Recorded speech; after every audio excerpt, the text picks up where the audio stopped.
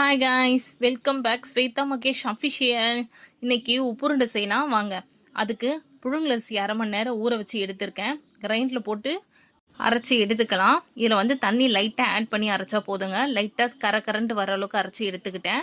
இப்போ அதுக்கு தேவையான பொருள் உளுத்தம்பருப்பு, கடலப்பருப்பு, சீரகம், காஞ்ச மிளகாய், கருவேப்பிலை, உப்பு, பெருங்காயத்தூள் இதெல்லாம் எண்ணெய் சட்டி வச்சு இது எல்லாத்தையும் அதில் ஆட் பண்ணி நல்லா ப்ரௌனிஷாக வர அளவுக்கு வறுத்து எடுத்துக்கிட்டேன். இப்போ நம்ம கிரைண்டரில் மாவு அரைச்சி எடுத்ததுனால அதில் லைட்டாக ஈரப்பதம் இருக்கும். அதனால் இதை கடாயில் போட்டு நல்லா பெரட்டி எடுத்துக்கிட்டோன்னா அந்த கரெக்டான பதம் வந்துடுங்க. இப்போது இட்லி பானையை ஸ்டவ்வில் வச்சுட்டு தண்ணி ஊற்றி மூடி வச்சுட்டு வந்துடலாங்க. அந்த தண்ணி கொதிக்கிற கேப்பில் இங்கே உருண்டையை பிடிச்சி எடுத்துக்கலாம். உருண்டை பிடிச்சி எடுத்துட்டு இட்லி பானையில் எடுத்து வச்சு அவிச்சு எடுத்துக்கலாங்க. 1/4 ஹவர் வெந்துச்சுன்னா நல்லா வெந்துடும். நல்ல சாஃப்டான உப்புருண்டை ரெடிங்க. இந்த வீடியோ உங்களுக்கு பிடிச்சிருந்துச்சுன்னா